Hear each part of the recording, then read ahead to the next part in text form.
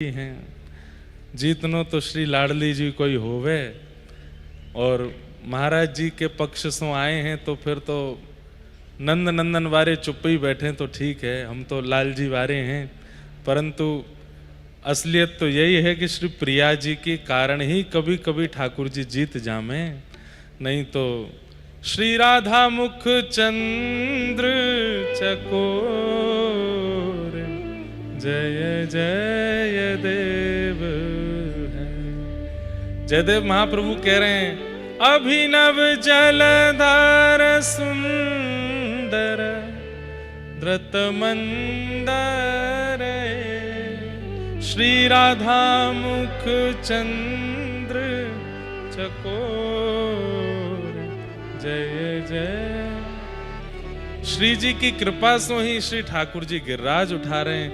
श्री जी की कृपा से ही अब महाराज जी को जान हो, नहीं तो सबरे भाव श्री जी के ही आ रहे हैं। वो नाग पे भी नृत्य कर रहे हैं ना महाराज जी, तो वो भी श्री प्रिया जी के द्वारा जो नृत्य सिखायो गयो है। और वहां जयदेव महाप्रभु कह रहे हैं कालिय विषधर गंजन जन रंजन ए। तुम्हारा रंजन किसका कर रहे हैं? कहते हैं कि श्री सब ब्रजवासी यशोदा मैया तो व्याकुल हो गए विरह से, सब रोने लगे कि लाला काली देह में काय को कूद गो। वहां रंजन किसका हो रहा है? तो बोले 4 दिन पहले प्रिया जी ने ठाकुर जी को नवीन नृत्य सिखायो। और श्री प्रिया जी बोली अब हमको करके दिखाओ दोबारा। तो ठाकुर जी बोले मंच मिलन दो तब करूंगा। तो आज कालिया नाग देखते ही ठाकुर जी ने कही बढ़िया गुदगुदो मंच है, यही पर करके दिखाऊंगा। और श्री प्रिया जी दूर खड़े है करके ताल दे रही हैं और श्री ठाकुर जी तांडव नृत्य कर रहे हैं। अरे देखो तो श्री कृष्ण लीला में कहीं भी ऐसी कोई लीला है ही नहीं जो श्री प्रिया जी की कृपा से नहीं है रही है। सब कृपा सब क्रिया सब श्री प्रिया जी की प्रसन्नता के लिए ही ठाकुर जी कर रहे हैं और उन्हीं की कृपा से ही कर रहे हैं। या हमारे माई श्यामा जू को हमारे माई श्यामा जू को। ऐसे पूज्य महाराज जी आपने आज होली में ब्याह है ठाकुर जी को। अभी कथा विश्राम के बाद में ठाकुर जी को निकुंज में होरी में ब्याहुला होएगो। हमारे राधा वल्लभ जी परंपरा में अभी हम गए 2 दिन पहले पूज्य हमारे प्रेम गली वाले महाराज जी के पास, तो वे बोले श्री राधा वल्लभ जी के 2 सरकारी ब्याह हैं, एक होरी में होवे और एक दीपावली के पास होवे। बोले कोई कराए चाहे नहीं कराए, यजमान हो चाहे नहीं हो, ठाकुर जी ब्याहुला होएगो ही होएगो।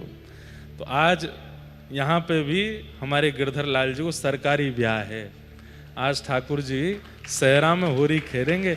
होरी खेलते खेलते सखियां सहरा बांध देंगी और फिर यहाँ ब्याहुला रंग में ब्याह होएगो। ऐसे हमारे पूज्य महाराज जी पधारे, बड़ी कृपा, आपको आशीष। और आप तो महाराज जी बस एक ही स्नेह देते जाओ कि श्री प्रिया प्रियतम में ऐसो ही मन लगो रहे।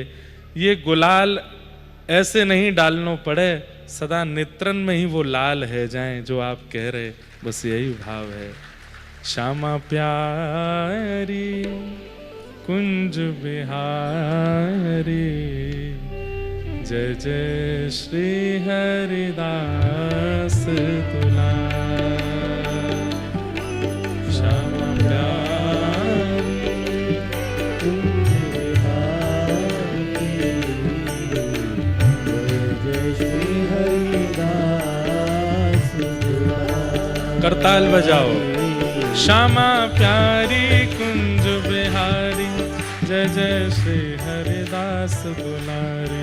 श्यामा प्यारी कुंज बिहारी जय जय श्री हरिदास दुलारे। ओ श्यामा प्यारी कुंज बिहारी जय जय श्री हरिदास दुलारे। ओ श्यामा प्यारी कुंज बिहारी जय जय श्री हरिदास दुलारे। ओ श्यामा प्यारी कुंज बिहारी जय जय श्री हरिदास दुलारे।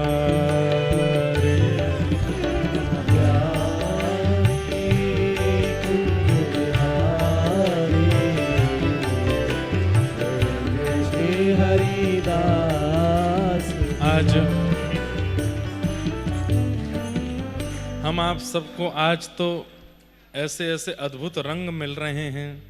पूज्य सुदामा कुटी वाले महाराज जी आए, गोरीलाल कुंज वाले पूज्य महाराज जी पधारे, और अभी अभी हम सब पर कृपा करके जिस व्यासपीठ की परंपरा का आप लोग रसस्वादन कर रहे हैं, ऐसी व्यासपीठ पर हमें उंगली पकड़ के बैठाने वाले तन के पिता, मन के और आत्मा के गुरु, ऐसे हमारे सदगुरुदेव भगवान पूज्य पिताजी महाराज आप पधारे हैं।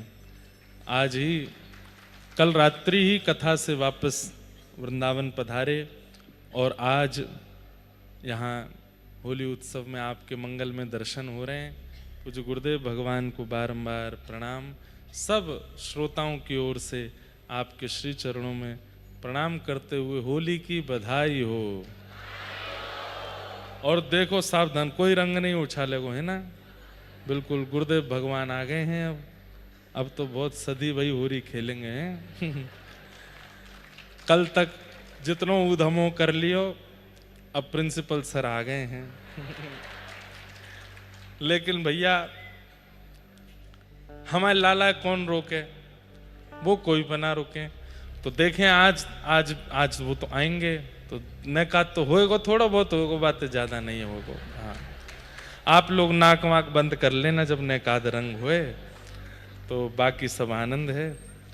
विभ्रद वेणुम जठर पटयो श्रांग वेत्रे चकच्छे वामे पाणौ मृषण कवलम तत्फलम लांगुलीषु तिष्ठन् मध्ये स्वपरश्वहिदो हासयन् निर्मभिस्वे स्वर्गे लोके मिशति विभुजे यज्ञ भुक्बाल केली।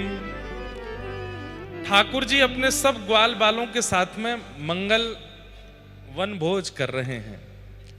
अनेक बार मैंने इस भाव का वर्णन किया है, परंतु वर्णन सुनकर के अगर आप अपने घर के लाला के संग ये लीला नहीं करते हो तो फिर कहीं ना कहीं चूक रहे हो।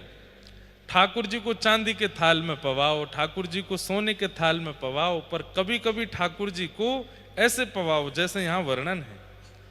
जैसे एक ही रोटी इतनी बड़ी बनाओ, रोटला जैसो बनाओ, कच्ची नहीं हो, खूब सुंदर हो। जहाँ पे नहीं बनानी आवे वो प्रयास भी ना करे, पता चली ठाकुर जी के पेट में दर्द है वो नहीं। प्रेम से हाथ की रोटी बनाओ, और वही रोटी के ऊपर ही नेक सो साग, नेक सीसी चटनी, नेक सो दही, नेक सीसी मिर्चा, मिर्च भी ऐसी हो जो ज्यादा तीखी नहीं हो, और गुड़ पधरा दो। और ये ऐसा आप तब कर सके जैसे सावन को महीना आवेगो, नेक थोड़ी हरियाली सी बढ़ जाएगी। कभी अपने ठाकुर जी को ऐसे स्थान पे, घर के ऐसे स्थान पे विराजमान करो जहां से बाहर बदरिया दिख रहे हो, खूब सुंदर हरियाली दिख रही हो, फिर ठाकुर जी को ऐसी छाक कराओ, ठाकुर जी को बहुत सुख मिले। वन भोज करने में ठाकुर जी को बहुत सुख मिलता है। विविध विविध सामग्रियां अपने कुछ मित्र मंडली जैसी हैं, किसी को कहो तुम कढ़ी बना लाओ, किसी को कहो तुम ये साग बना लाओ, और सब मिट्टी के बर्तनों में ही लाओ, और ठाकुर जी के सामने जाकर के सब बैठ जाओ।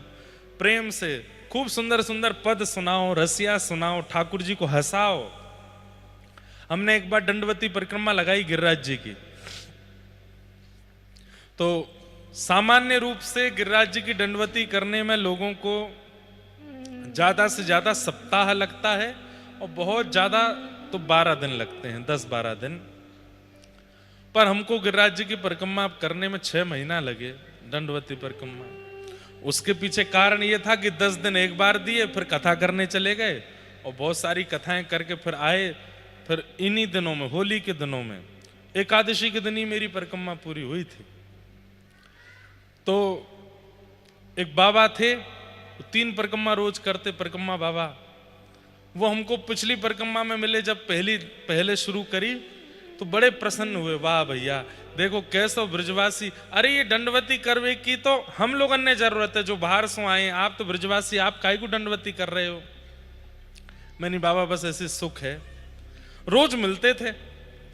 अच्छा, हम दंडवती सुबह शाम करते थे, सुबह 5 बजे से 7:30-8 बजे तक, और शाम को 5 बजे से 7:30-8 बजे तक। बीच में तान दुपट्टा सोते थे। तो गिरिराज जी में ही रहते थे। तो बाबा बड़े प्रसन्न होते, भावुक हो जाते, बोले छोटो सो ब्रजवासी लाला ऐसी दंडवती देरो है, मुझे तो देख के बड़ो हृदय भर आवे। मैंने की बाबा सब कृपा है। अब 10 दिन बाद हम अंतर्ध्यान हो गए, तो बाबा को लगी परिक्रमा हो गई पूरी। कथा वथा करके जब हम आए 6 महीना बाद दोबारा दंडवती करी, सो बाबा ने फिर देखे। अब तो वो रोवे सो रोवे मुंह पकड़ के। मैंने की क्या कहा भयो बाबा, ऐसे कहीं को रहे हो? बंगाली बाबा थे। बोले हमने ऐसे भक्त नहीं देखे, हमने ऐसे भक्त। मैंने क्या हो गया? 6 महीना में दूसरी दंडवती कर रहे हो? मैंने की बाबा दूसरी नहीं, पहली चल रही है अभी। तो फिर बाबा बोले फिर भी तुम जैसो नहीं देखो, 6 महीना में कौन लगावे? अरे 10, 12, 15 दिन में हो जाती है। मैंने अरे बाबा 2 कारण हैं। एक कारण तो कथाएं आ गई बीच में तो करने चले गए थे। दूसरा कारण मैंने कि दुनिया के लोग कामनाओं के लिए दंडवती करते होंगे। पूज्य गुरुदेव भगवान बैठे हैं, वो दंडवती भी गुरुदेव के कानी से करी थी, आपको करनी थी। हमने कि आप विराजो, आपकी जगह हम करे आते हैं। तो पूज्य पिताजी की दंडवती करके आए थे।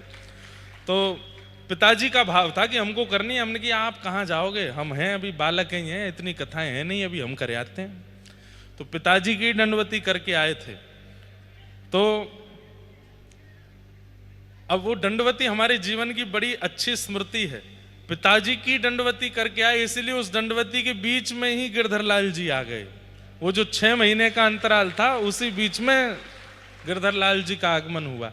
तो हमने बाबा से कही, मैंने बाबा पहली बात तो कथा थी, वहां चले गए। दूसरी बात, दुनिया के लोग कामनाओं के लिए दंडवती करते होंगे, परिक्रमा करते हो, तो उन्हें जल्दी रहे कि हम पूरी करें ताकि हमारी कामना पूरी हो।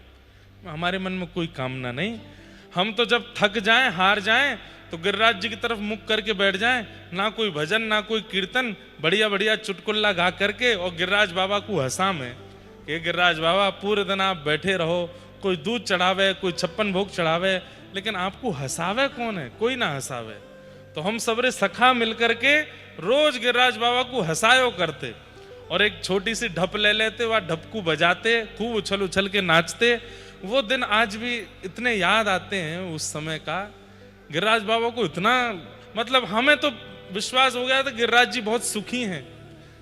तो मैंने कि बाबा घर में आए हुए मेहमान ते जब मन लग जाए ना, तो हम रोज यूं कहें आज मत जाओ, आज भी मत जाओ, अगले दिन फिर कहें कल चले जाना, फिर परसों कहें फिर कल चले जाना। मैंने कि बाबा जिनकी दंडवती जल्दी पूरी है जाए, गिरिराज बाबा यूं कहें जल्दी जा, जल्दी कर कर आके निकल। और मेरी 6 महीना तो चल रही है, रोज गिरिराज बाबा रोक रहे हैं, अरे तू रुक जा, कहाँ जाएगा, यहीं डट जा, यहीं बैठ जा। तो बाबा भावुक हो गए, बोले ब्रजवासी बंधु हो, बात बनानो तो कोई आपसे सीखे। मैंने कि बाबा बात बनानो, मैं लाल जी की यही तो गुण है जो ब्रजवासी में आयो है। तो ठाकुर जी को कभी कभी हंसाया भी करो। केवल उनको विष्णु सहस्त्रनाम सुना रहे हैं, गोपाल सहस्त्रनाम सुना रहे हैं, सुंदर पाठ सुना रहे हैं, दिव्य प्रबंध सुना रहे हैं, अच्छी बात है। पर कभी कभी एकांत में, वो भी सबके सामने नहीं हो, कैमरा के आगे तो बिल्कुल भी नहीं, वीडियो बना के नहीं, एकांत में ऐसे ठाकुर जी को ने हंसाओ। रसिक प्रीतम हित चित की बातें, श्री गिरधारी जिसु कहिए, तलहटी गोवर्धन की रहिए। हित चित्त की बातें श्री गिरधारी जी सो कहिए, तलहटी गोवर्धन की रहिए। हमारे पंडित श्री गया प्रसाद जी महाराज वो सारी बातें ठाकुर जी से, गिरिराज बाबा से पूरे दिन बतियाते रहते, पूरे दिन बात करते रहते। और उसमें भी हम कष्ट में कितने हैं, हम पीड़ा में कितने हैं, ये वार्ता नहीं बताते ठाकुर जी को। हम प्रसन्न कितने हैं, हम आनंदित कितने हैं, हम उल्लसित कितने हैं, हम उत्साह में कितने हैं, ये बात बताते। तो यहां पर सब बालक ठाकुर जी को घेर करके मधुमंगल सीदामा सब ठाकुर जी के संग हास्य विनोद कर रहे हैं और किलकिल करके ठाकुर जी हंस रहे हैं। कभी कोई के मुख में कछु खवा रहे हैं, कभी कोई के हाथ से कछु खा रहे हैं। इस तरीके से ठाकुर जी आनंदित हो रहे हैं। स्वर्ग लोक से देवता देख करके कई देवता तो इन ब्रजवासियों के प्रति ईर्ष्या भाव रख रहे हैं कि भैया हम ये ब्रजवासी क्यों नहीं हैं, हम भी अगर ऐसे होते तो हम भी ठाकुर जी के पास जाते, हम भी जाके अपने हाथन से खिलाते। लेकिन ब्रह्मा जी को मोह हो गया, ब्रह्मा जी के चित्त में संशय हो गया कि ये परमात्मा नहीं हो सकते। अगर ये परमात्मा हैं तो इन सब के हाथों से झूठा कूटा कैसे खा सकते हैं। ये ब्रजवासी जो गैया चराते हैं, गोबर लगो है हाथ में, रज लगी है पूरे तन में, बिल्कुल शुद्ध नहीं है अवस्था में, और इनके हाथों से ये प्रसाद पा रहे हैं, ये परमात्मा कैसे हो सकते हैं।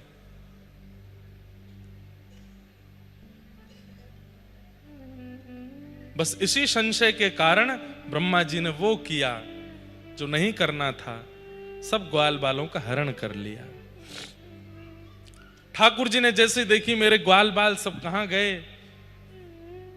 हरण कर ले गया ब्रह्मा, तो ठाकुर जी ने अपने ही अंतःकरण से समस्त ग्वाल बालों को प्रकट करके आगे की लीला की। एक वर्ष बाद जब ब्रह्मा जी को संशय निवृत्त हुए, देखा कि वही ग्वाल बाल जो ब्रह्मलोक में वो नीचे विचरण कर रहे हैं, तो ठाकुर जी के चरणों में आकर के स्तुति गाते हुए नौमिड्यते ब्रभपुषे टडिदंबराय गुंजावतम परिपेच्छल सन्मुखाय वन्यस्त्रजे कवलवेत्र विषाण वेणु लक्ष्मश्रिये मृदुपदे पशुपांकजाय। कभी अवसर मिले तो ब्रह्मा जी की स्तुति पर कथा हो, बहुत सुंदर है। सब लोग सावधानी से सुनिएगा। ब्रह्मा जी ठाकुर जी के सामने बैठे हैं, बहुत ध्यान से सुनिएगा, अभी इधर उधर नहीं देखो, थोड़ी देर हमको देखो। ब्रह्मा जी कहते हैं, नाथ जो बैठाने की व्यवस्था देख रहे हैं उनसे निवेदन, वो तेज बोल के ना बैठाएं, धीमे धीमे बैठा दिया करें सबको। तो ब्रह्मा जी यहां पर ठाकुर जी से आके क्षमा मांगते हैं कि नाथ मुझसे अपराध हो गया, मैंने आप समझा नहीं, आपके रूप को मैं जान नहीं पाया, जो भी कुछ है। तो ठाकुर जी कुछ बोले नहीं। कई बार ऐसा होता है कि जैसे माताजी रूठ गई, पिताजी नाराज हैं, पत्नी रूठ गई, या पति नाराज है, या बच्चे रूठ गए, कोई भी अपना संबंधी अगर रुष्ट हो जाता है तो हम उसको जब मनाते हैं तो वो बात नहीं करता, लेकिन हम तभी विषयांतर कर देते हैं। विषयांतर कैसे करते हैं? पहले तो मना रहे थे, अरे ठीक है ऐसा हो गया, गलती हो गई पिताजी माताजी, अब नहीं करेंगे, वो नहीं बोलते कुछ भी, तभी हमने कुछ पूछ लिया विषयांतर करके। अच्छा आपको दिल्ली जाना था, वो कब जा रहे हो आप? तो कई बार विषयांतर करने पर, प्रश्न करने पर न बोलने वाला व्यक्ति बोल पड़ता है, कल जाएंगे सुबह। अब जब इतना ही बोल रहे हो तो पूरी बात कर लो, ऐसा होता है ना। तो ब्रह्मा जी बहुत देर तक बोलते रहे ठाकुर जी से, तो ठाकुर जी कुछ नहीं बोले। इतने में ही ब्रह्मा जी ने विषयांतर करके एक प्रश्न कर लिया। खूब देर मनाते रहे, आपके चरण कमल ऐसे हैं, आप तो ऐसे हो, आप तो ऐसे हो। ठाकुर जी मुंह फुलाए बैठे हैं, कुछ नहीं बोले। इतने में ब्रह्मा जी बोले, उच्छेपणम गर्भगतस्य पादयोः किम कल्पते मातुरदोक्ष जागसे कस्मिन् स्तनास्तव्य पदर्श भूषितम तवास्ति कुक्षे कियदप्यनंततः। ब्रह्मा जी ने क्या पूछा? बोले नाथ एक बात बताइए, क्या गर्भ में जब बालक होता है, मां के गर्भ में जब बालक होता है, और गर्भ का बालक जब गर्भ के अंदर थोड़ा बड़ा हो जाता है, अपने हाथ पैर चलाने लगता है, उससे मां को जो उदर में पीड़ा होती है, क्या उस पीड़ा से मां को कष्ट होता है? तो ठाकुर जी जो मुंह फुलाए बैठे थे, नेक ऐसे करके देखे ब्रह्मा जी की ओर।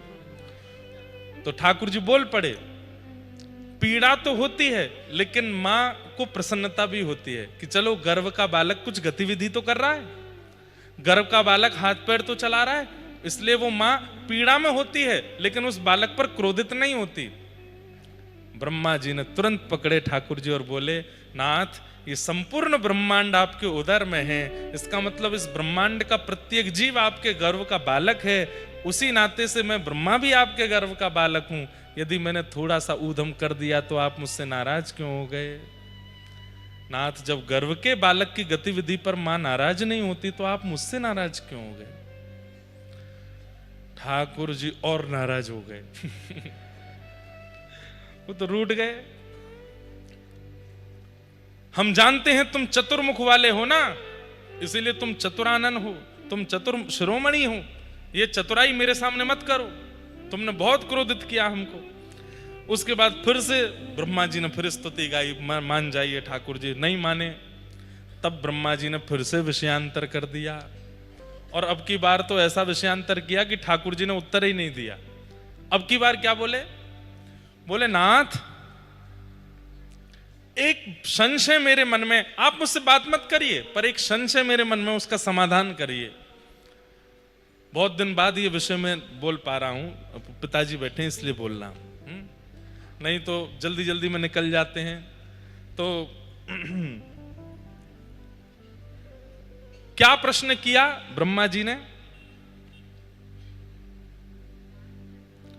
शेतो विश्व फलात् फलम त्वदर्परम कुत्र पयन् मुयन्ति स्वदेशादिव पूतनापि सकुला त्वामेव देवा पिता। ब्रह्मा जी क्या कह रहे हैं ठाकुर जी से?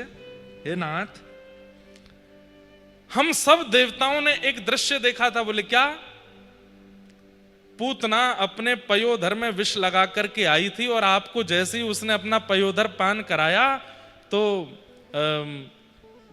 अहो वकीयम स्तनकाल कूटम जिघांक्षयापा यदप्य साध्वी लेभे गतिम धा त्रुचिताम ततोन्यम कंबा दयालुम शरणम ब्रजेम। इधर देखो, इधर देखो, यहां देखो, ध्यान से सुनो। क्या कह रहे हैं ब्रह्मा जी? बोले पयोधर पान कराने वाली पूतना को आपने तुरंत वो गति प्रदान की जो यशोदा मैया को मिलनी चाहिए थी, जो भगवान की मां के लिए स्थिति थी वैकुंठ में, वो आपने पूतना को प्रदान कर दी। ठाकुर जी बोले, हां तो इसमें क्या पूछ रहे हो? तो ब्रह्मा जी पूछने लगे, बोले नाथ नेक देर भैया हल्ला मत करो, इधर देख लो, सब लोग देखो। ब्रह्मा जी क्या पूछ रहे हैं? आपने पयोधर पान कराने वाली पूतना को यशोदा मैया की गति प्रदान कर दी, तो नाथ मैं ये पूछना चाहता हूं, इतने दिन मैंने ग्वाल बाल बछड़ा बछियाओं का हरण कर लिया था, तो आप ही बछड़ा बन गए थे, बछिया बन गए थे, ग्वाल बाल बन गए थे।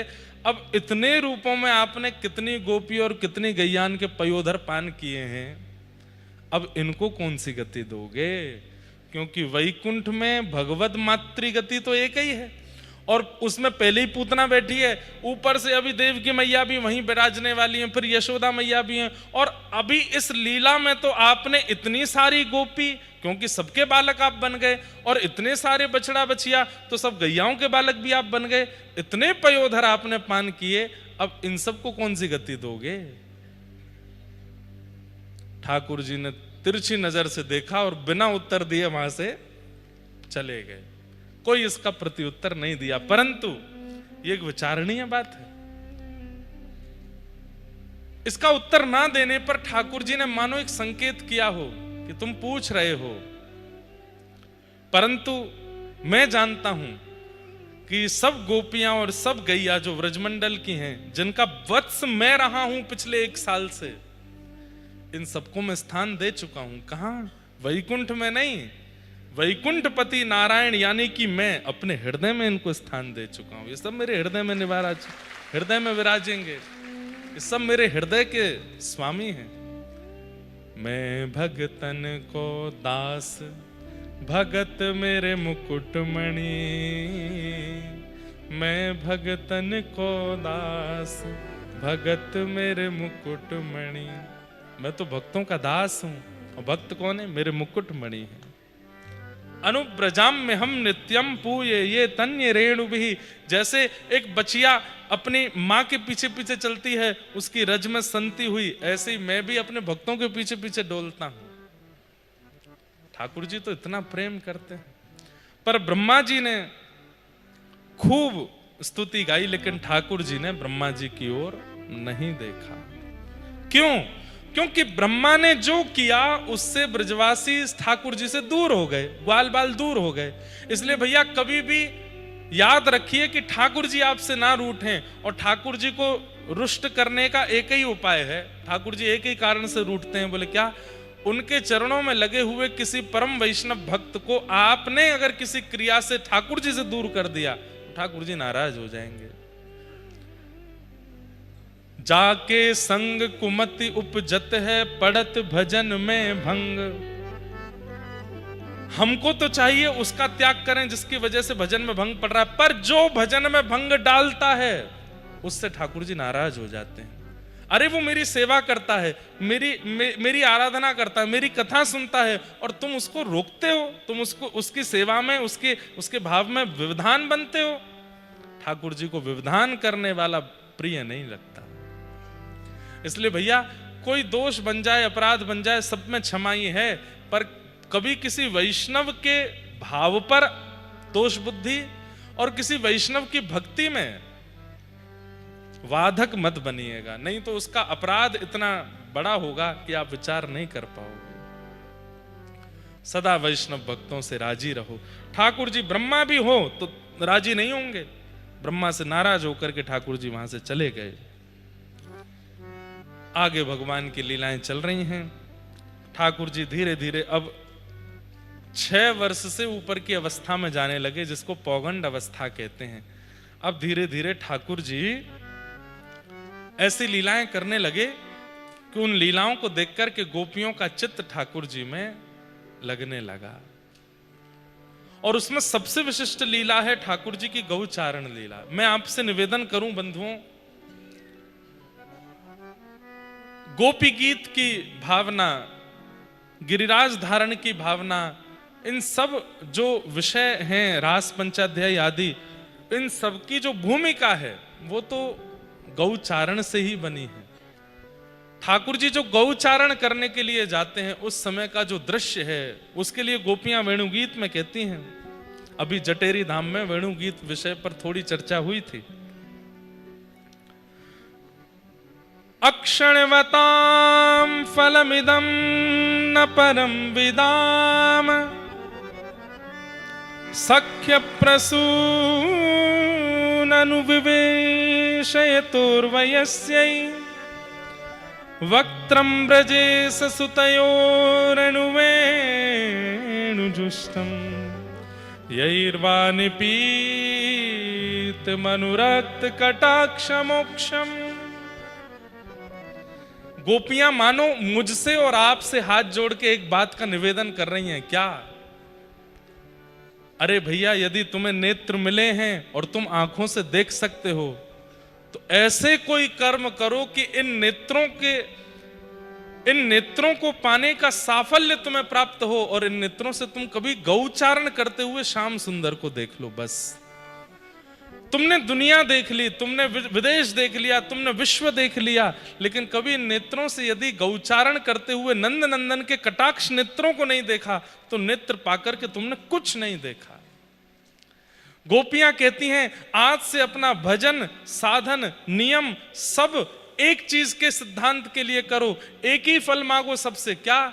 कि हमारे नेत्रों को एक बार श्याम सुंदर दिख जाए, बस।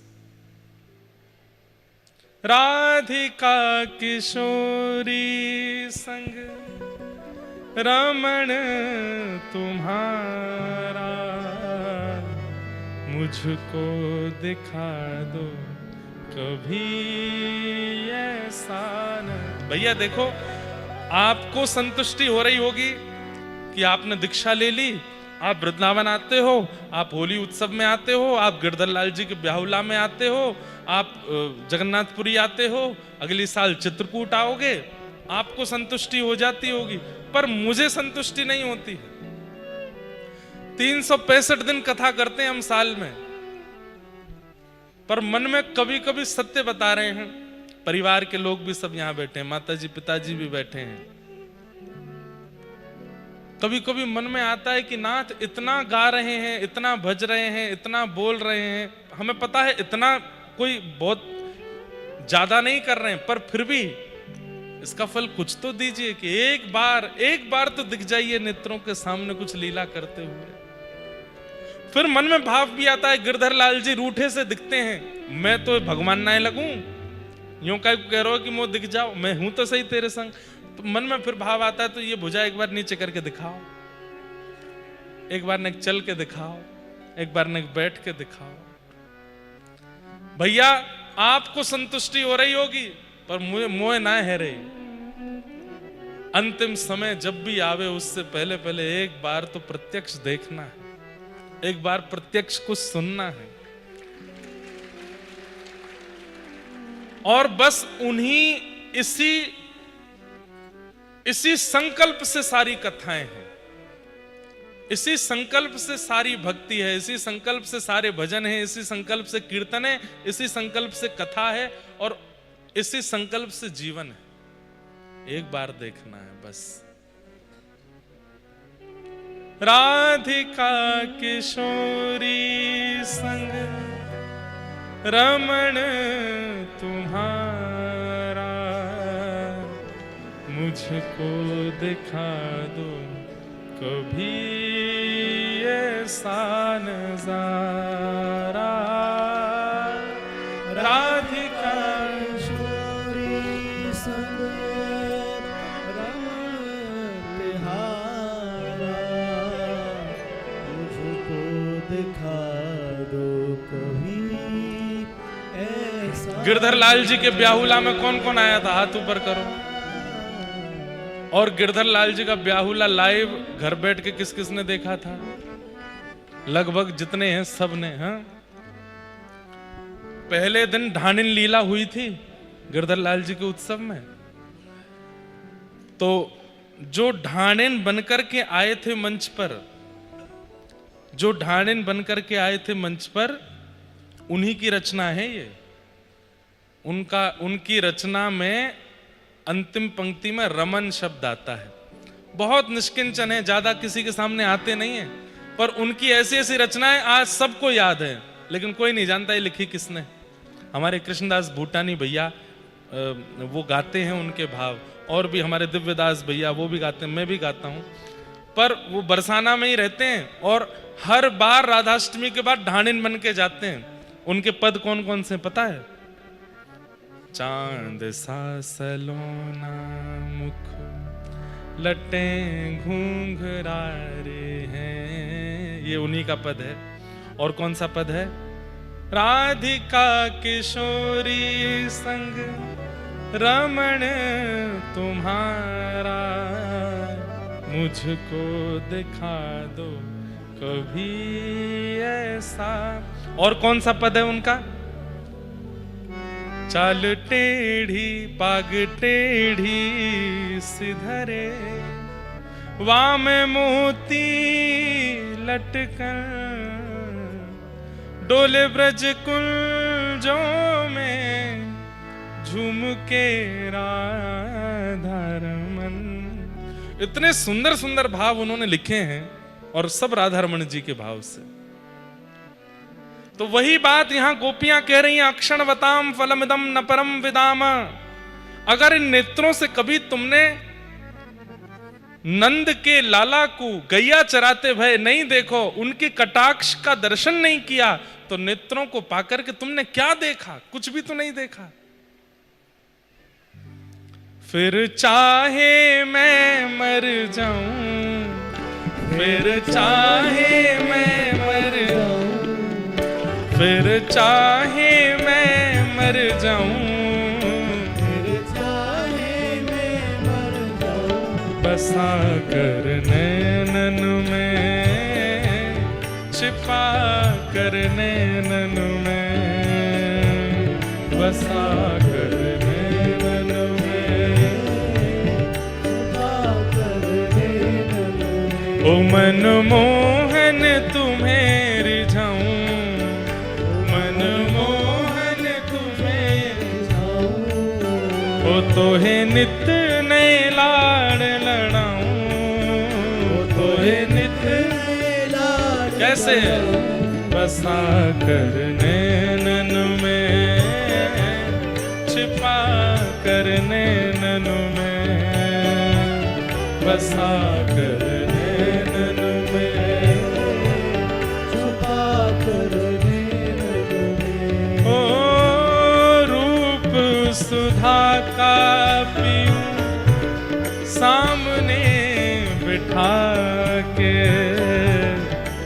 नैनों की छैया में तुमको बिठा के, रूप सुधा का सामने बिठा के,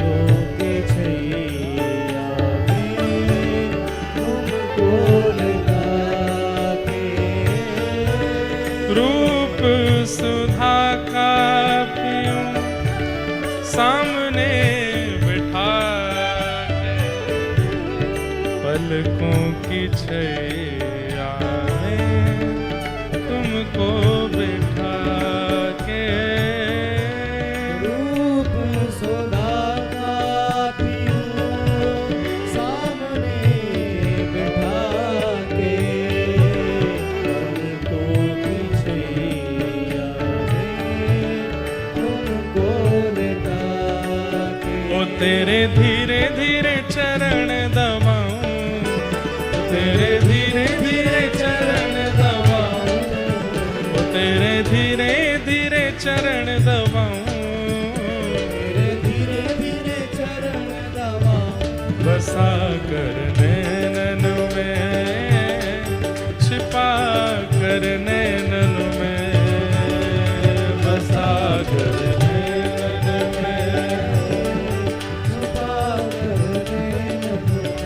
ओ बसा कर नैनन में, छिपा कर नैनन में, बसा कर नैनन में, छुपा करताल बजा के गाओ।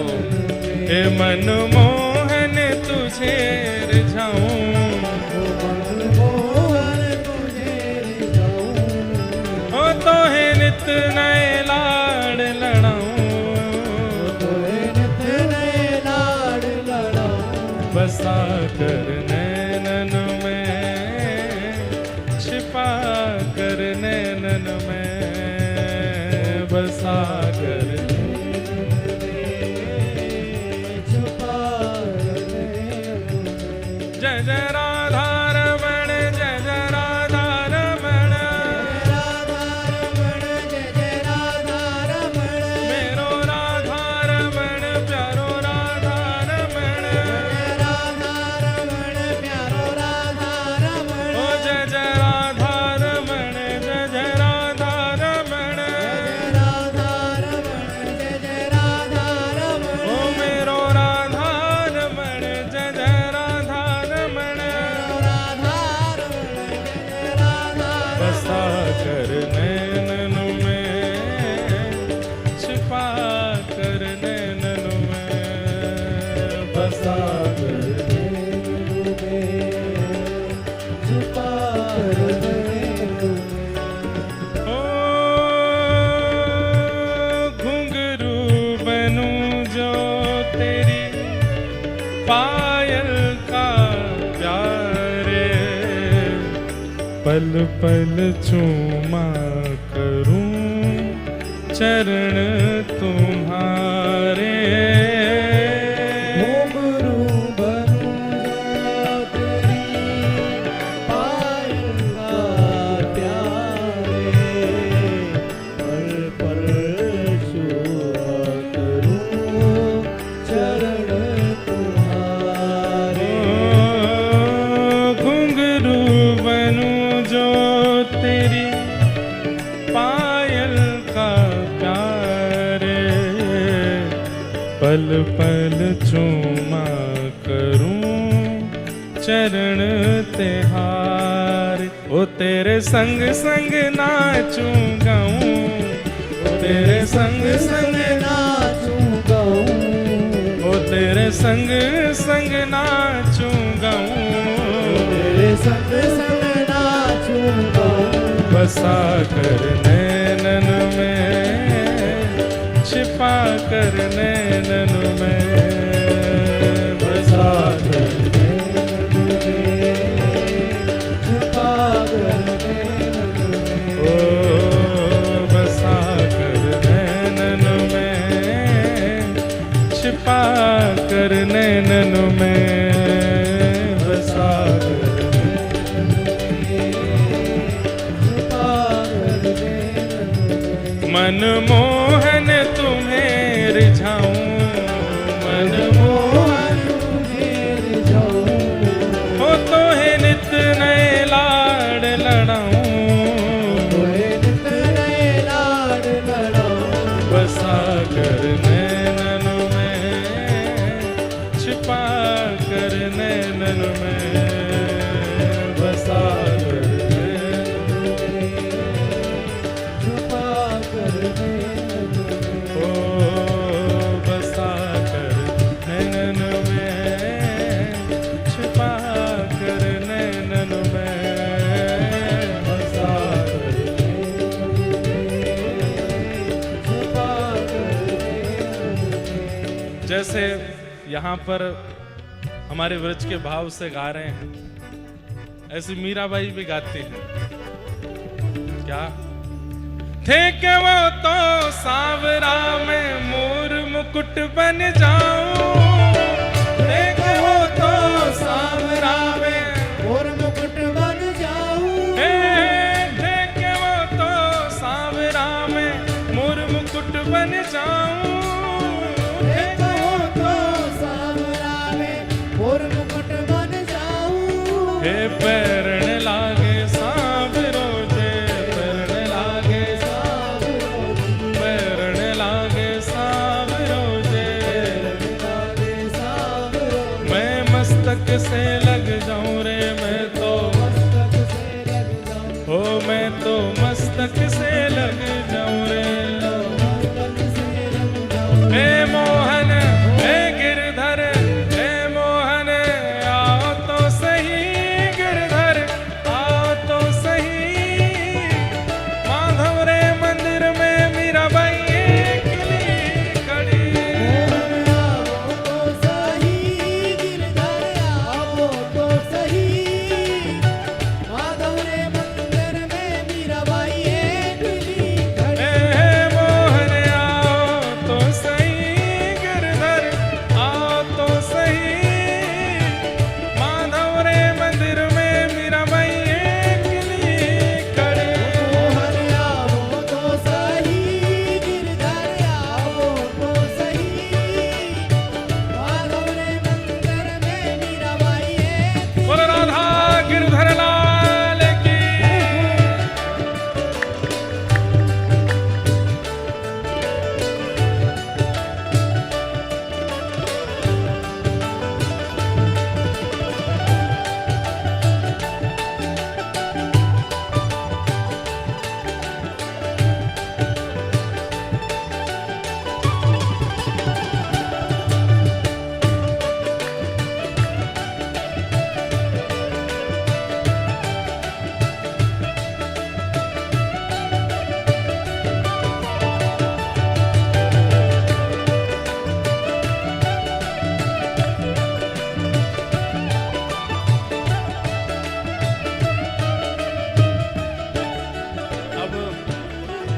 मीराबाई तो कह रही हैं कि मैं एकली खड़ी, हम सब कह रहे हैं कि हम वृंदावन में अभी तक कोरे खड़े हैं, ठाकुर जी कब रंग डारोगे अपनों। थे कि वो तो सांवरा में जल यमुना बन जाऊं, देखो तो सांवरा में जल यमुना बन जाऊं, थे कि वो तो सांवरा में जल यमुना बन जाऊं, देखो तो सांवरा में जल यमुना बन जाऊं, हे नावण लागे सांवरो जे, नावण लागे नावण लागे सांवरो जे, ओ मैं तो अंग अंग लग जाऊं रे, मैं तो अंग अंग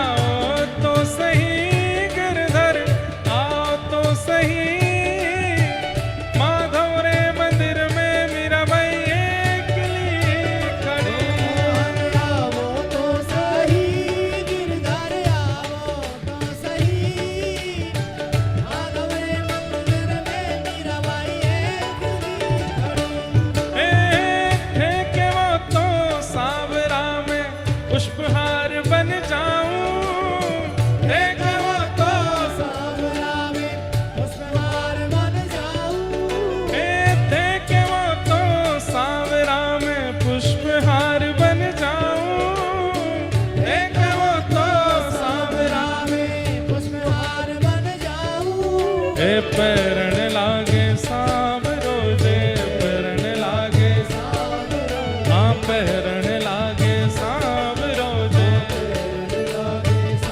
ओ मैं तो हिवड़ा से लग जाऊं रे, मैं तो हिवड़ा से लग जाऊं रे।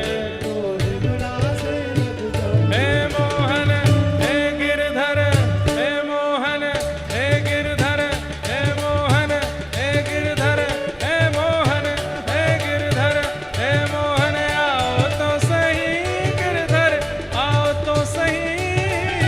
माधव रे मंदिर में मीराबाई अकेली खड़ी।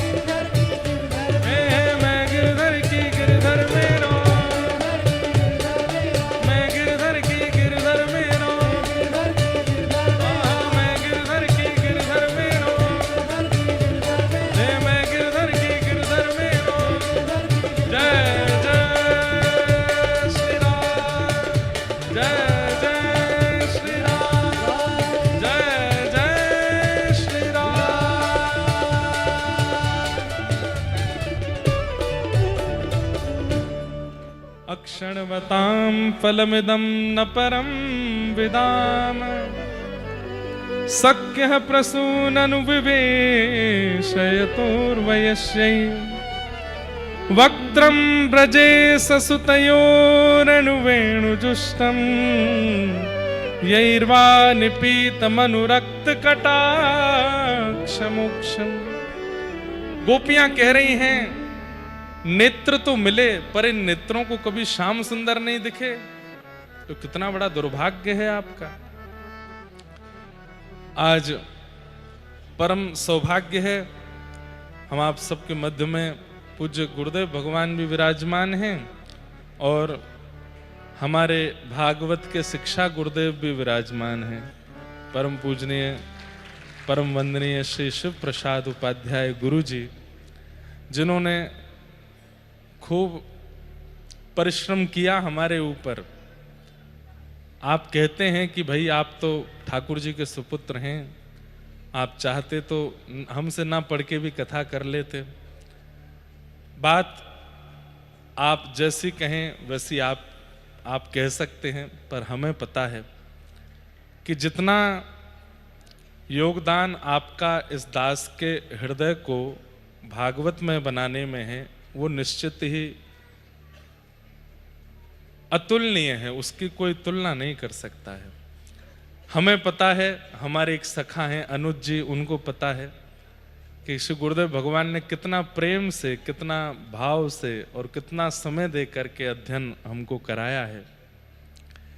कितने दिनों तक तो हम अपने घर में ऊपर ही रहते थे, नीचे आते ही नहीं थे उतर के, केवल गुरुदेव भगवान और हम बैठे रहते थे।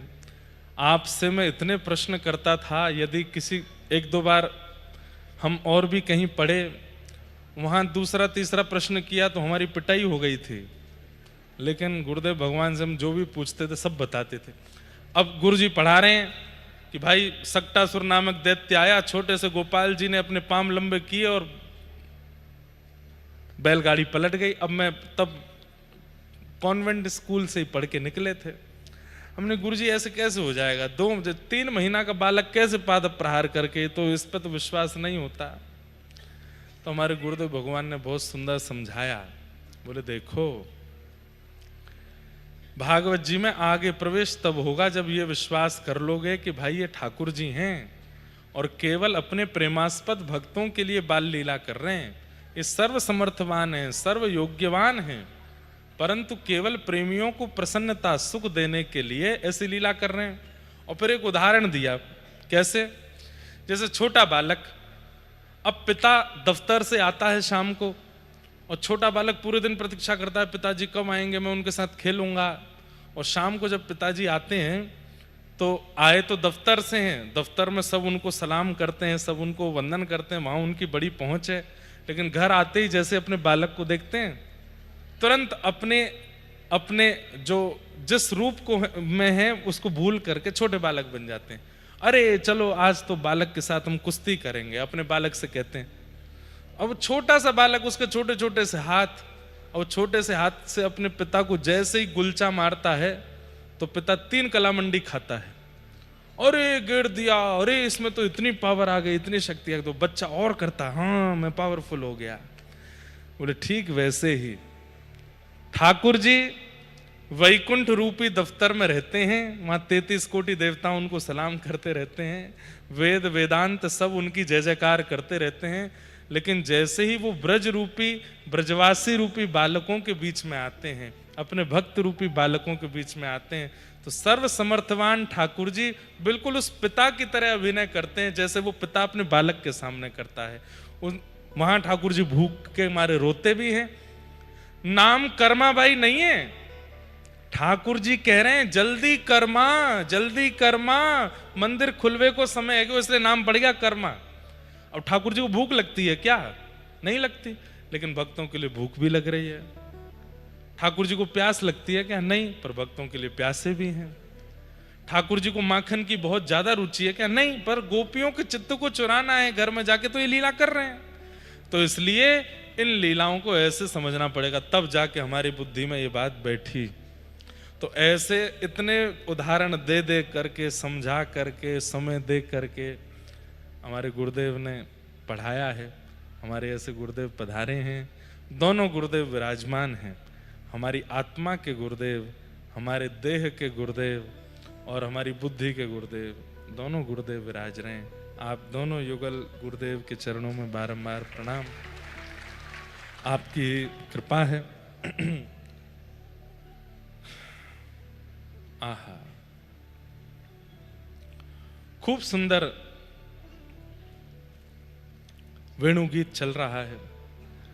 ठाकुर जी वन में जाते हैं और वन में जाते हुए श्री ठाकुर जी के उस वेणु रव को सुनकर के व्रज की गोपियां, व्रजांगनाएं सुंदर सुंदर भाव प्रकट करती। एक बहुत सुंदर भाव है। अभी जटेरी में जब कथा थी तब इसका मैं खूब 2-3 दिन तक बोलता रहा, परंतु गौचारण एक ऐसी लीला, ऐसा समय काल है, इसमें ठाकुर जी मिलते ही मिलते हैं। नंदगांव में एक महाराज जी रहते थे, तो वो महाराज जी का नियम था कि वो रोज जो मधुकरी लेकर के आते थे ब्रजवासियों के यहां से, उसमें से थोड़ा सा अंश निकाल करके और बाहर पधरा देते थे। तो जो जहां उनकी कुटिया थी वहां आसपास कुछ कुकर आदि, कुत्ते आदि घूमते थे, वो लोग पा लेते थे। कुछ वर्षों तक उन महाराज जी का यही क्रम चलता रहा। मधुकरी लाते, थोड़ा अंश बाहर छोड़ देते। एक विशेष कुकर था, वही पाता था उसको। कुछ दिन के लिए महाराज जी कहीं चले गए। कुछ दिन बाद जब लौट करके आए तो रात्रि में रोने की आवाज आने लगी। तो वो महाराज जी बोले, भाई कौन रो रहा है? कुटिया के बाहर तो कोई दिख नहीं रहा, रो कौन रहा है? तभी एक आवाज आई और उसने कहा कि महाराज मैं एक प्रेत आत्मा हूं और मैं प्रेत बन गया हूं। आपसे ही मेरा उद्धार होना लिखा था, इसलिए मैं कुकर बन के आता था और आपके मधुकरी के बाद जो आपका उच्छिष्ट होता था उसको पा रहा था। मैं कुछ अंश और पाना था, वो पाते ही मेरी मुक्ति हो जानी थी, पर आप पता नहीं कहां चले गए तीर्थ यात्रा के लिए, मेरे वो अंश रह गए हैं और अब मैं फिर से प्रेत योनि में भटक रहा हूं। तो महाराज जी बोले, तुम कैसे प्रेत योनि से मुक्त हो गए? बोले, आप अपने भजन के बल से अगर मेरे ऊपर जल छिड़क दोगे तो मैं प्रेत योनि से मुक्त हो जाऊंगा। तो देखो ध्यान से सुनना, मैं आप होते तो क्या होता? हम डर के हमारे भाग गए होते, भूत पिशाच निकट नहीं आवे, महावीर जब नाम सुनावे, ना सरो घर सब पीरा, ऐसे हो जाते। लेकिन भाई जिसके चित्त में कृष्ण मिलन की विरह होती है ना, वो कैसे होते हैं? महात्मा जी से प्रेत कह रहा है कि आप थोड़ा सा अपने भजन का बल मुझ पर अगर छिड़क दोगे तो मैं प्रेत योनि से मुक्त हो जाऊंगा। तो महात्मा जी बोले छिड़क दूंगा, लेकिन एक शर्त है। बोले क्या? तुम प्रेत हो ना? बोले हाँ। हमने सुना है प्रेतों को पता होता है कि भगवान कहाँ है। ये बताओ भगवान कहाँ है? बोले भगवान ये क्या पूछ रहे हैं? बोले वही पूछ रहा हूं, हमको भी हाँ इतने वर्ष हो गए भजन करते करते, पता नहीं कितना समय लगेगा ठाकुर जी के दर्शन में। ये नंदगांव के नंद नंदन कहाँ हैं तुमको पता है? क्योंकि प्रेत भाई चोर जो होते हैं उनको पता होती है कि पुलिस का राउंड कहाँ चल रहा है, वहां नहीं जाना है। जहां पर पुलिस राउंड लगा रही है वहां जाके चोरी करेंगे तो मरेंगे। तो भाई तुमको पता है कि ठाकुर जी कहाँ डोलते हैं, इसलिए तुम हमको बता दो, हम तुरंत अपना कमंडल का जल लेकर के आप पे छिड़क देंगे। बोले भगवान ये कैसा प्रश्न कर लिया? बोले नहीं नहीं बताओ। बोले पिछले दिन हम प्रेतों की मीटिंग हुई थी, तो उसमें पता चला कि आजकल ठाकुर जी एक नंदगांव का ग्वारिया है, वो गैया चरा करके लौटता है, उसकी गायों के झुंड के बीच में छोटे से गोपाल जी बन करके जाते हैं और उसकी गाय हाँकते हैं। अब बस इससे ज्यादा मुझे नहीं पता है, मुझे बस इतना ही पता है। बोले बस इतना ही चाहिए था। जल लिया, छिड़क दिया, वो प्रेत तो मुक्त हो गया। और बाबा अगले दिन बैठ गए दोपहर में। गैया चराता हुआ एक ग्वारिया आ रहा था, खूब सारी गाय उसके।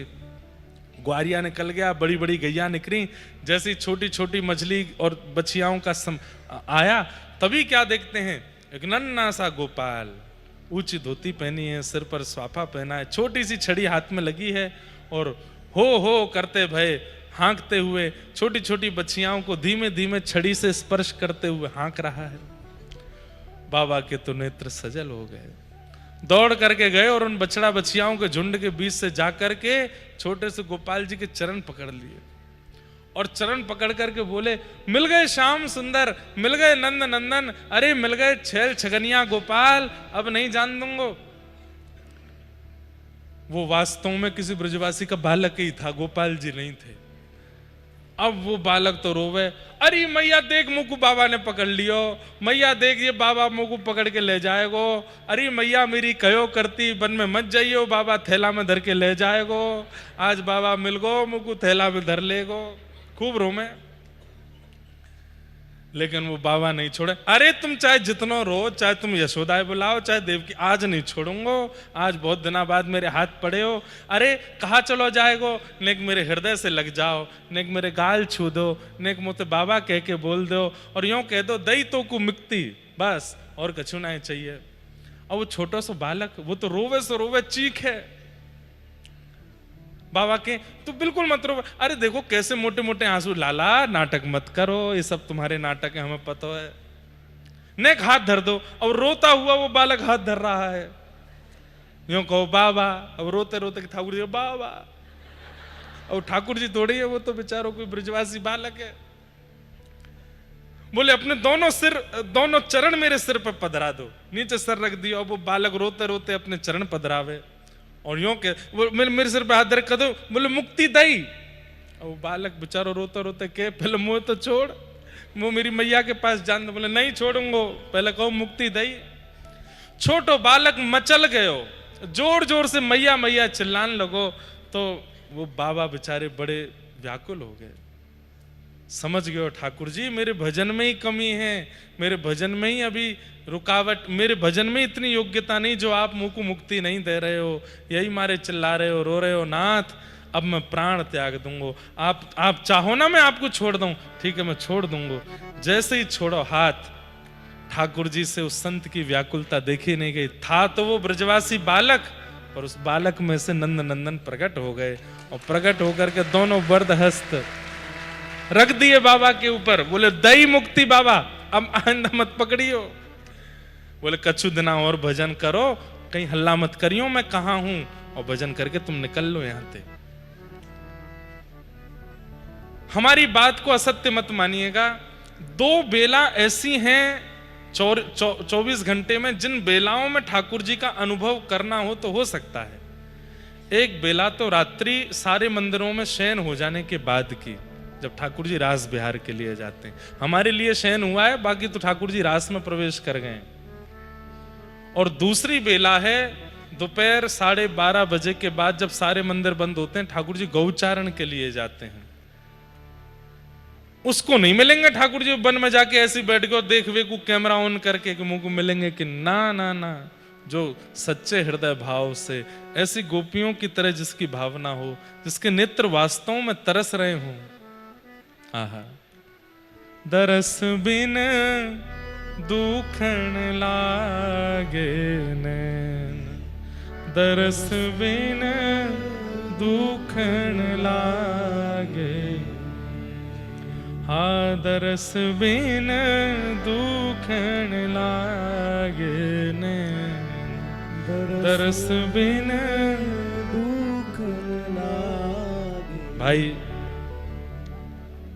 आज तो हमारे पूज्य पिताजी ने डिमांड करी है, तो ये पद तो हमें गानो पड़ेगा। ठाकुर जी महाराज गौचारण कर रहे हैं और पूज्य गुरुदेव भगवान ने पहली बार किसी पद के लिए कहा है। गाइएगा मेरे साथ में। गौचारण कर रहे हैं।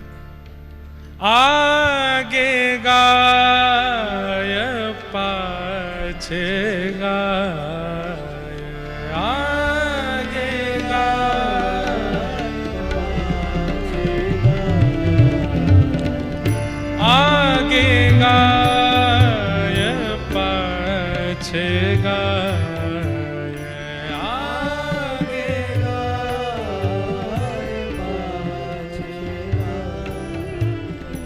इत गाय उत गाय, इत गाय उत गाय, गोविंद को गायन में,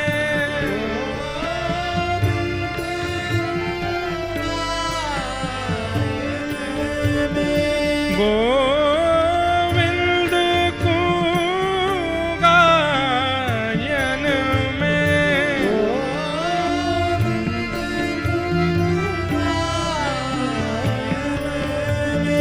बसी वो ही भावे,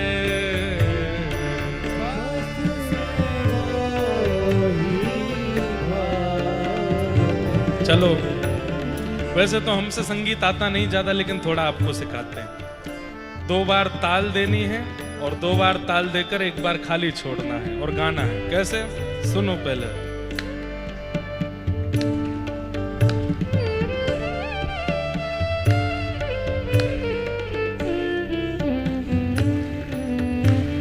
दो बार ताल 1 बार खाली, साथ में भैया ज्यादा तिरकट मत लगा, छोड़ देंगे सब रे। हाँ, ताली ताली खाली, साथ में अब गाओ।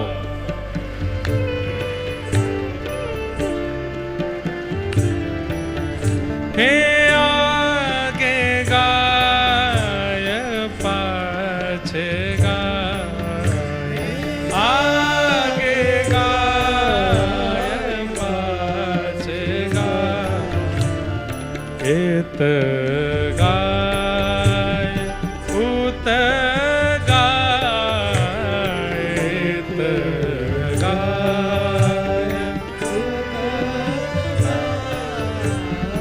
ताली के चक्कर में गावो भूल गए। कई लोग तो हाथ ही देख रहे हैं। बैठ जाओ सीधे, लेकिन गाओ। हे गोविंद को गायन में, गोविंद को गायन में, बस वो ही भावे, बस वो ही भावे। हे गायन के संग धावे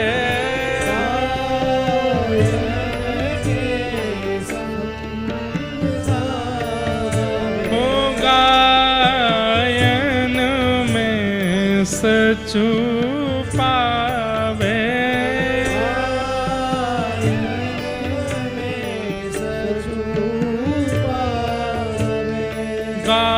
गायन की चरण रेणु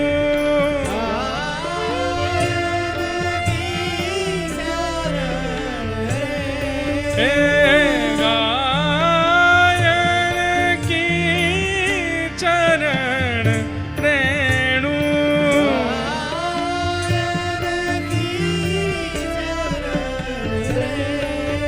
हो अंग लपटावे अंग लपटावे गाइए हे आगे गाय पाछे गाय आगे गाय पाछे गाय हे आगे गाय पाछे गाय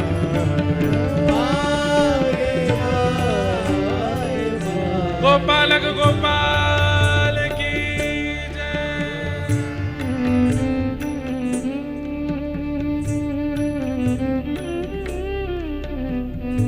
दर्शन करो आगे भी गैया है पीछे भी गैया है इत भी गैया है उत भी गैया है ऊंची धोती पहनी है पैरन में कड़ूला पहने हैं सिर पर पाग नहीं है गाय के चरण बांधने वाला लोमना बांध रखा है उसी लोमना में मोर पिच्छ बंधा है गले में कोई हार नहीं है वहां भी लोमना धारण कर रखे हैं कभी किसी गैया के ऊपर टेक लगाते हैं कभी दूसरी गैया के ऊपर टेक लगाते हैं मधुर मधुर वेण बोलते हुए सुंदर वेणु बजाते हुए ठाकुर जी गौचारण करने जा रहे हैं कभी दौड़ने लगते हैं गैयाओं के बीच में कभी रुक जाते हैं कभी किसी गैया को तकिया बना करके उस पर लेट जाते हैं श्याम सुंदर छीत स्वामी वर्णन कर रहे हैं हे गायन सो व्रज छायो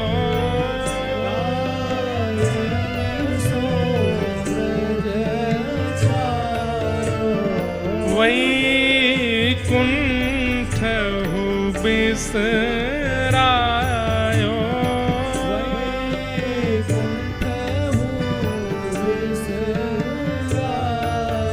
हे गायन सो व्रज छायो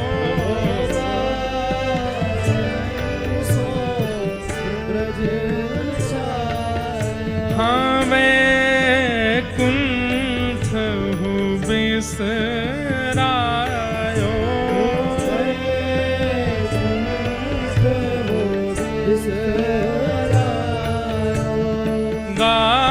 गायन के तगिरी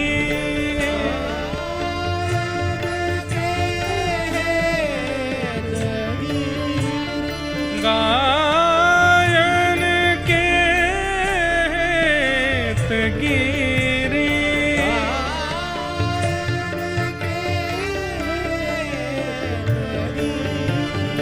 कर ले उठायो कर ले हे आगे गाय पाछे गाय आगे गाय पाछे गाय छीत स्वामी गिरधारी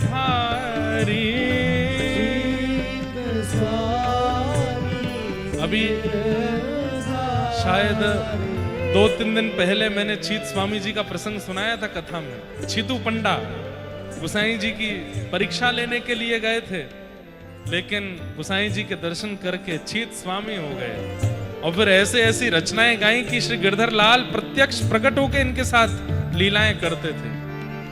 ओ चीत स्वामी गिरधारी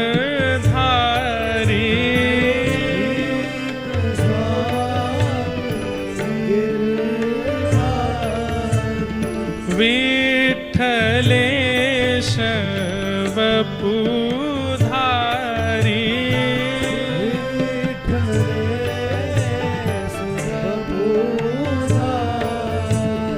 ग्वारिया को भेष धरे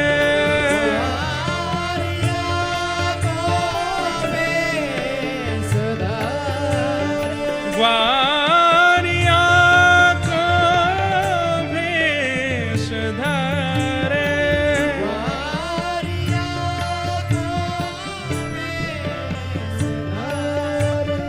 गायन में आवे गायन में आवे आगे गाय पाछे गाय आगे गाय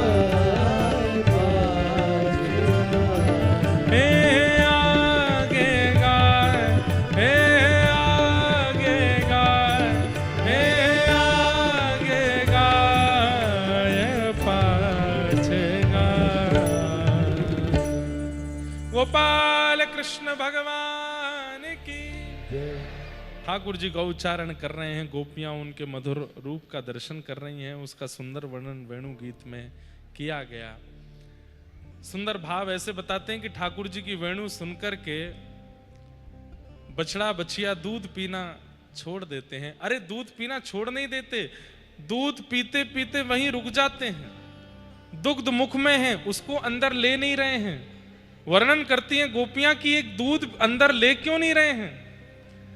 बोले मन में विचार कर रहे हैं कि अगर दूध पीने में मन लगाएंगे तो जो कृष्ण की वेणु सुनाई दे रही है उसमें मन कैसे लगेगा। तो इसलिए मुख में ही दूध है और बाहर इसलिए नहीं निकाल रहे हैं कि कृष्ण वेणु सुनते हुए मैया के थन से दूध आया है, इसलिए ये प्रसाद है, इसलिए हम इसको त्याग नहीं सकते। अरे बड़ों के चित्त में कृष्ण के प्रति भाव समझ में आता है, पर जीवों में, और जीवों में भी गैया के छोटे छोटे बछड़ा बछिया में इतना प्रेम है श्री कृष्ण के प्रति, उनकी वेणु के प्रति। आदि आदि सब भाव यहां कहे गए हैं। बहुत सुंदर है वेणु गीत। एक जगह इसमें भाव आता है कि श्री यमुना जी ठाकुर जी का जाके आलिंगन कर रही हैं। तब गोपियां कहती हैं कि ये यमुना आलिंगन करेगी तो वृंदावन डूब जाएगा, ये यमुना आलिंगन कैसे कर रही है।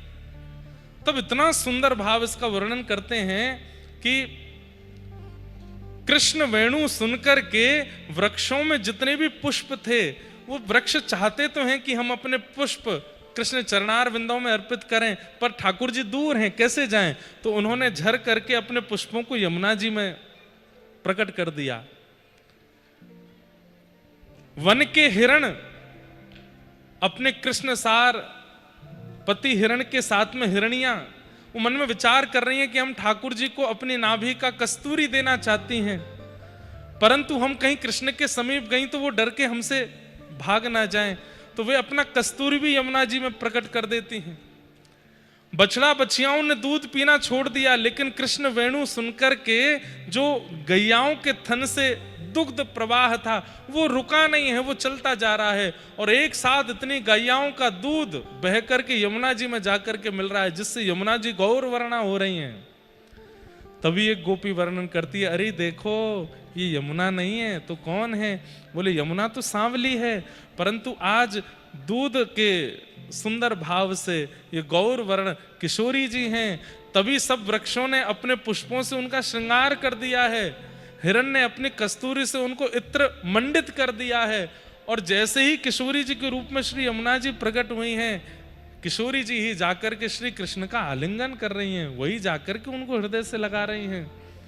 एक प्रकार से यमुना जी सबके भावों को ले जाकर के ठाकुर जी के चरणों से अर्पित कर रही हैं, पर गोपियों को विविध विविध भाव से उसका दर्शन हो रहा है।